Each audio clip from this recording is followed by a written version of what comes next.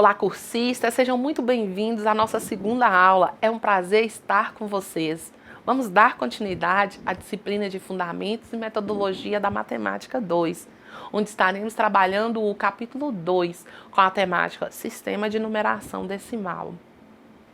Sabemos que a matemática está presente em nosso dia a dia, mas é importante parar para pensar como surgiu a matemática e como surgiram os números. Então, vamos conhecer um pouco sobre o sistema de numeração decimal.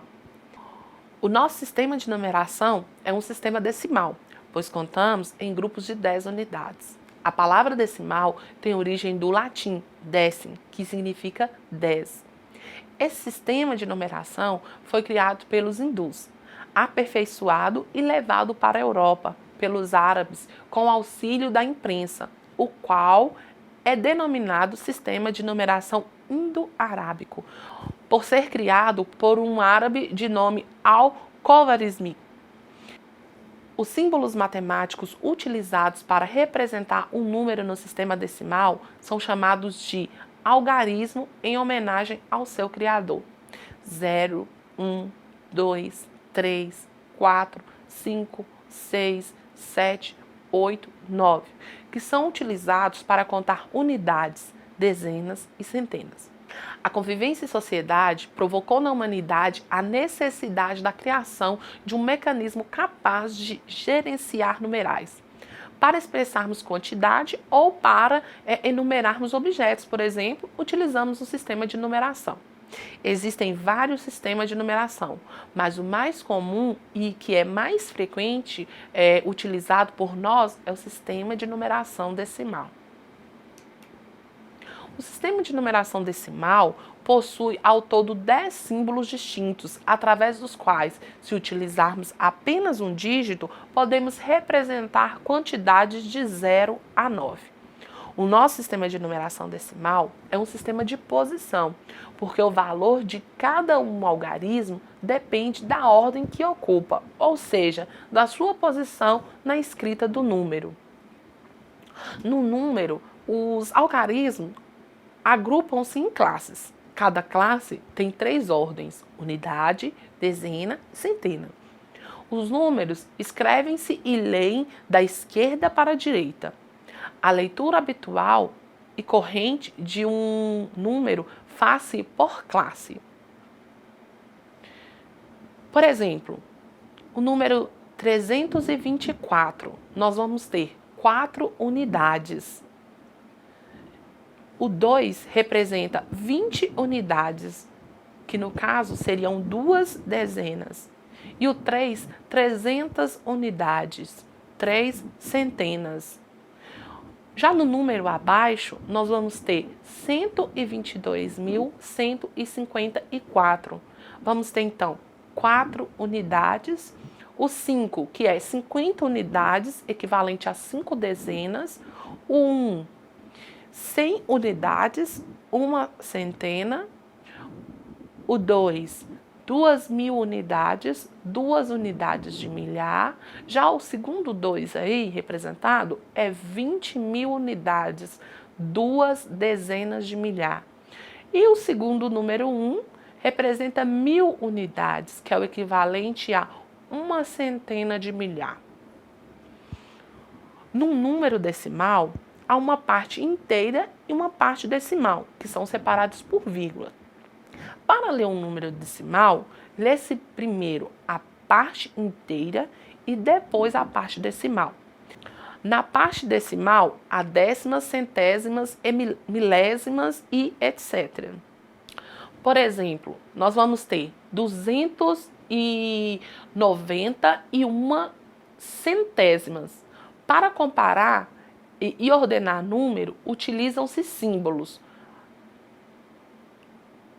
É maior que, é menor que, é o mesmo que ou é igual a que.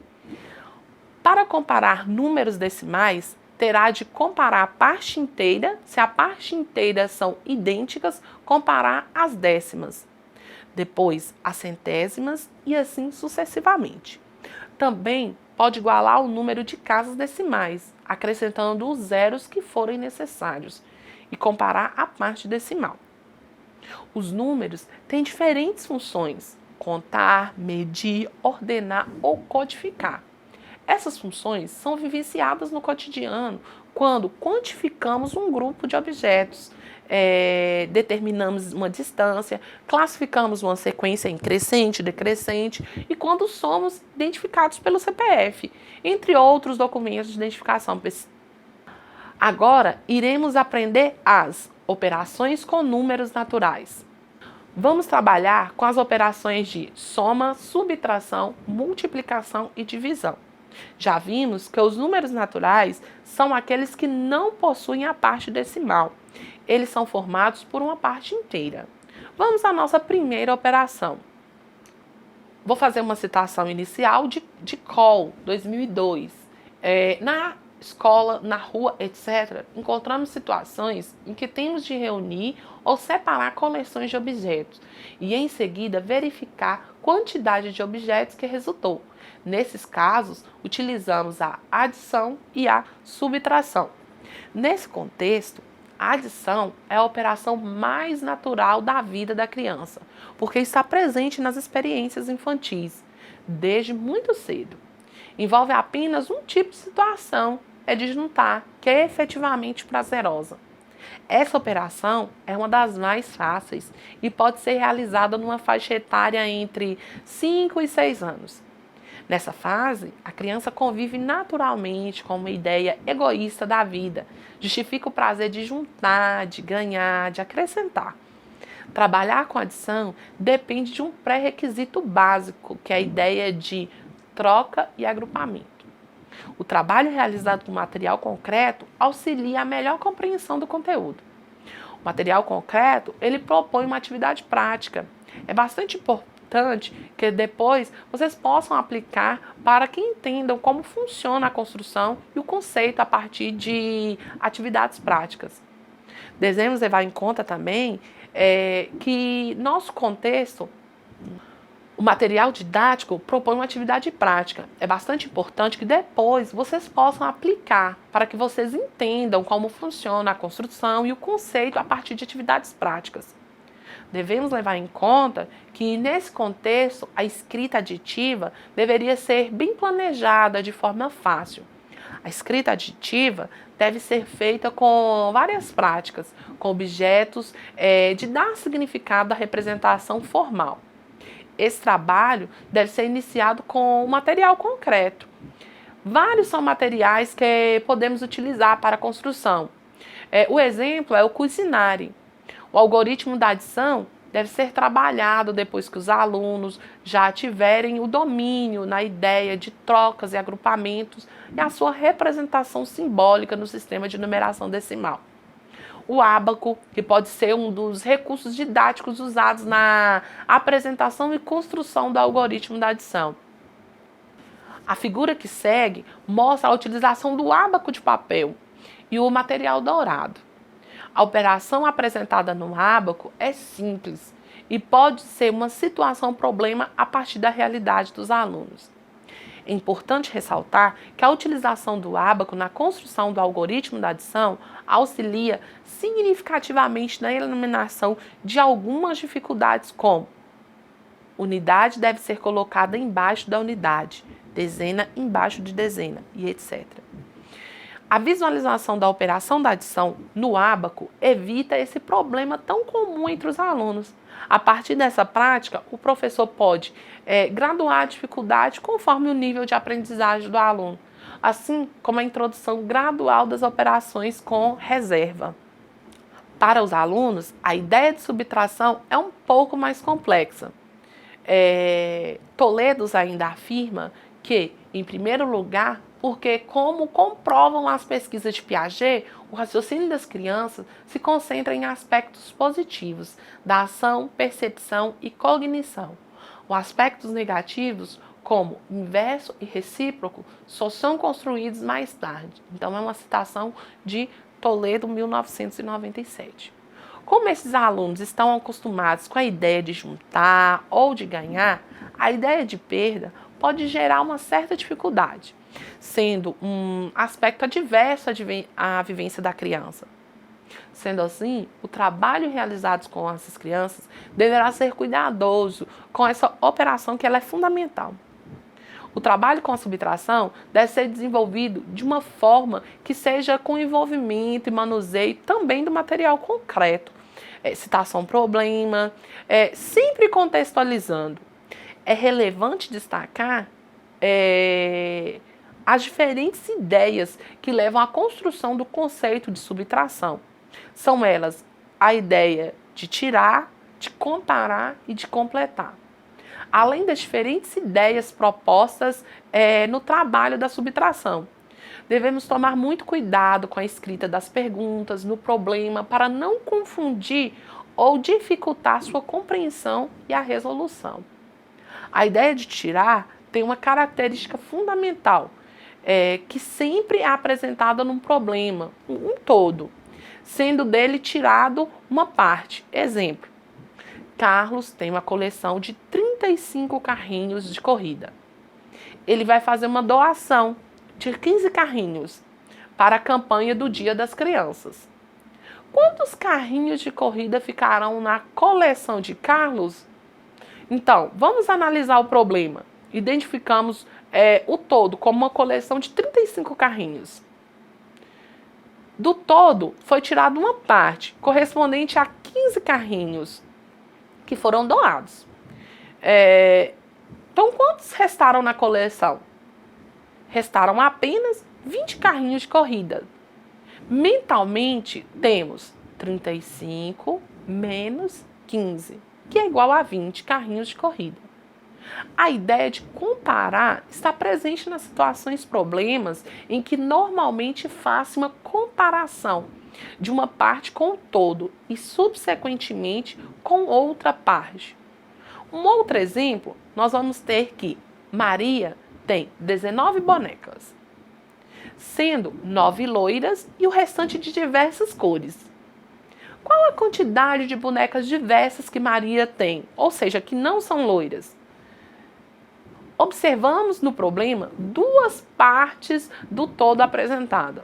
Uma parte é o número de bonecas loiras e a outra parte é o número de bonecas diversas, ou seja, as que não são loiras. A comparação entre as partes do todo induz a diferença entre as partes, sendo o todo igual a 19. A primeira parte corresponde a 9 bonecas loiras e a segunda parte ao número de bonecas diversas. Comparando as duas partes em relação ao todo, conclui-se que a diferença entre as partes é o número de bonecas diversas. A ideia de comparar sempre surge na relação de complementação da parte até atingir o todo. Um outro exemplo que nós vamos ter é que quero comprar uma chapinha que custa R$ 199, mas só tenho R$ 99. Quanto me falta em dinheiro para comprar a chapinha? Analisando, temos o todo correspondente ao valor da chapinha. A parte é o valor que temos. Vamos completar para descobrir o resultado. 99 mais 20 é igual a 119. Ainda falta dinheiro. Então, vamos completar mais um pouco. 119 mais 30 é igual a 149. Mas ainda falta dinheiro. 149 mais 10, 159. Ainda falta dinheiro. Vamos completar mais um pouco, então? 159 mais 40 é igual a 199. Completando o valor da chapinha. Somando os valores que completam o valor da chapinha, nós temos que 20 mais 30 mais 10 mais 40, que é igual a 100. Portanto, faltam R$ 100 para comprar a chapinha. De acordo com Camille, a ideia de subtrair só pode ser introduzida após os 8 anos de idade.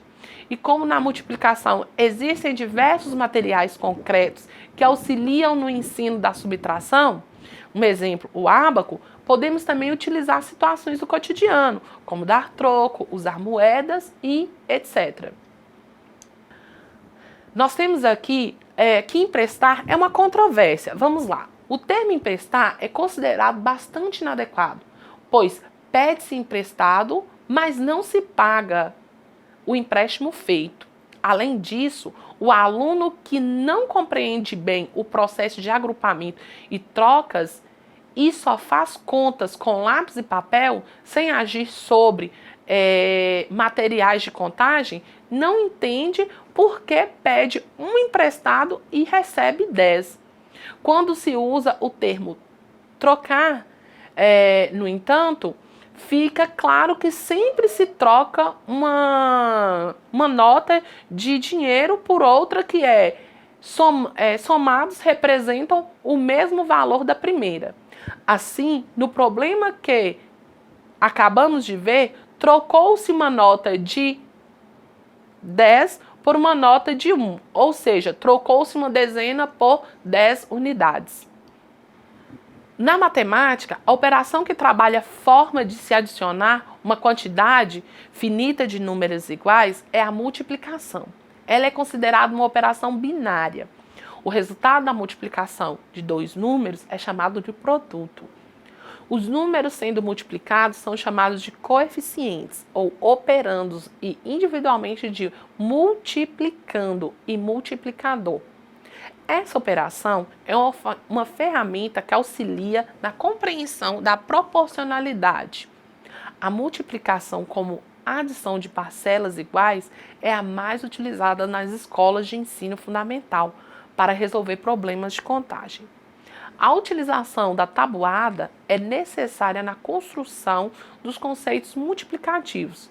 Porém, é bom ressaltar que a tabuada é apenas uma ferramenta prática que auxilia o trabalho durante a resolução das atividades que envolvem essas operações no momento de fixação e verificação dos resultados.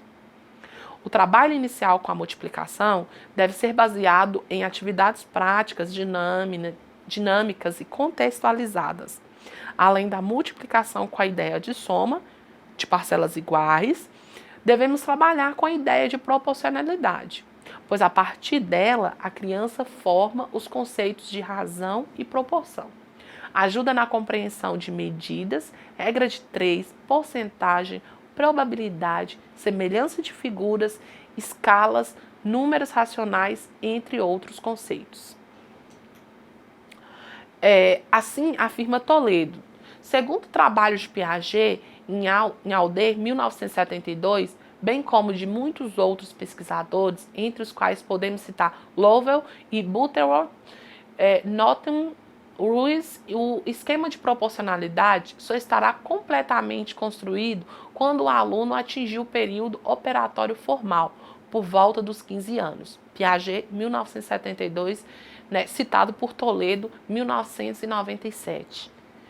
O início do trabalho com essa ideia de proporcionalidade pode ser através de observação de imagem, na ampliação e redução de fotografias, comparação de objetos, tendo como referência a distância entre eles, ou seja, quanto mais perto, maior, e quanto mais distante, ele é menor. Criação de escalas e entre outros.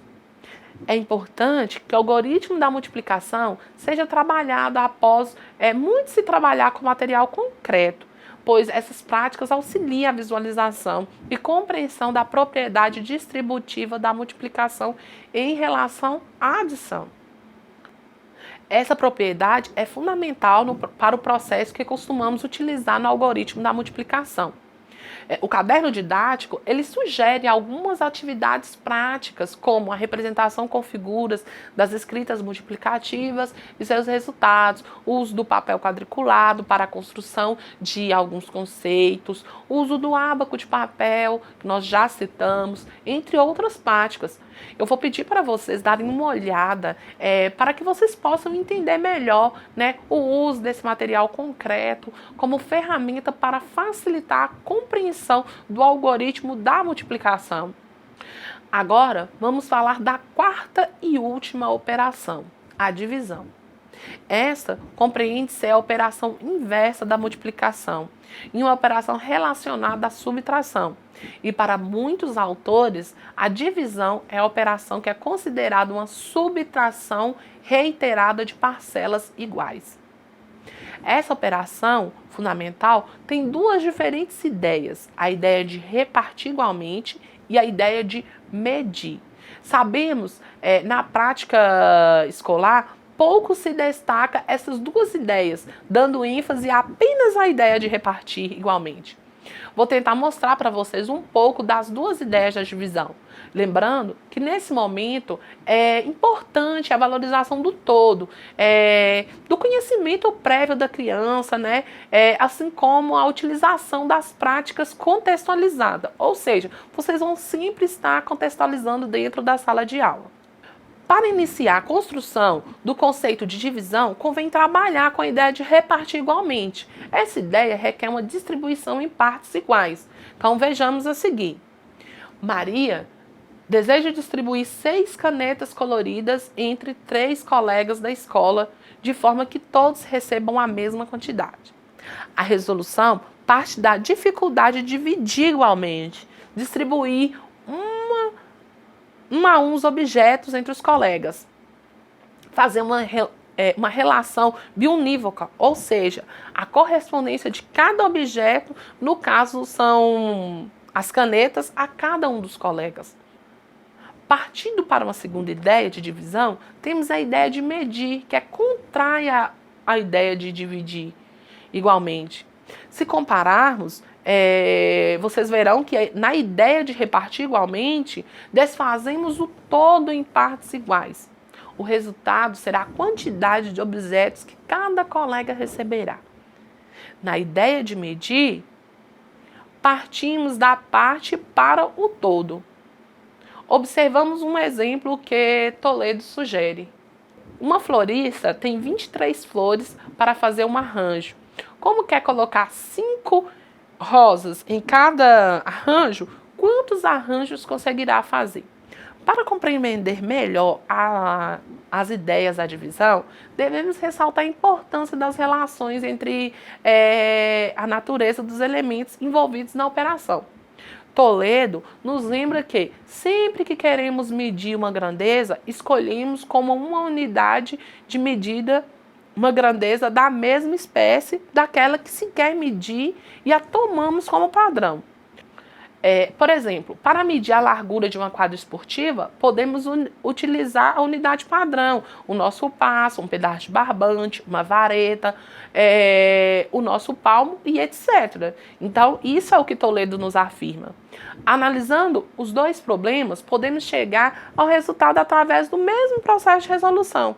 No primeiro problema, foram divididos 6 canetas entre 3 colegas, né? Então, dividindo aí, nós vamos ter 2 canetas por colega.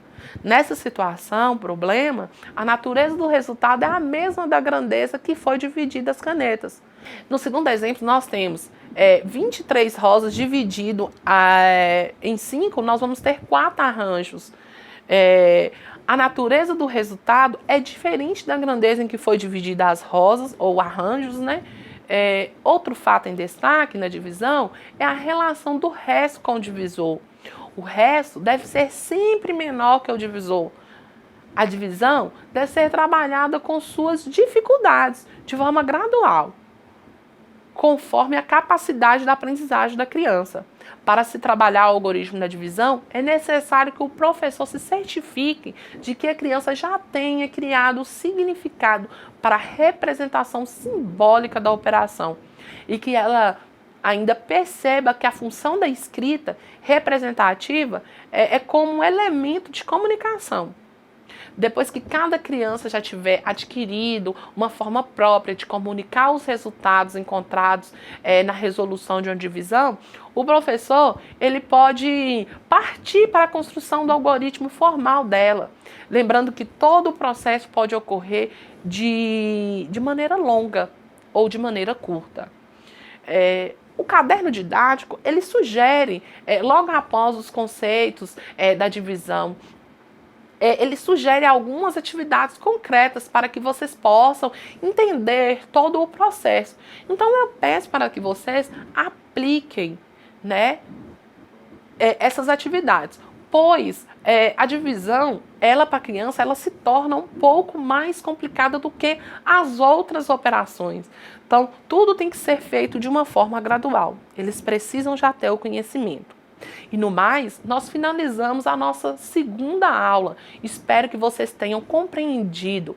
Mas caso tenha ficado alguma dúvida, peço que vocês possam ir no chat, pois semanalmente teremos um chat. Deixo para vocês a seguinte frase para reflexão. O ser humano aprende, na teoria, as 4 operações fundamentais. No entanto, na prática, a quem diminui, some, multiplique a seu favor.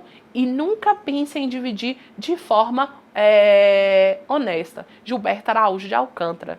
Deixo para vocês o meu grande abraço e até a próxima aula.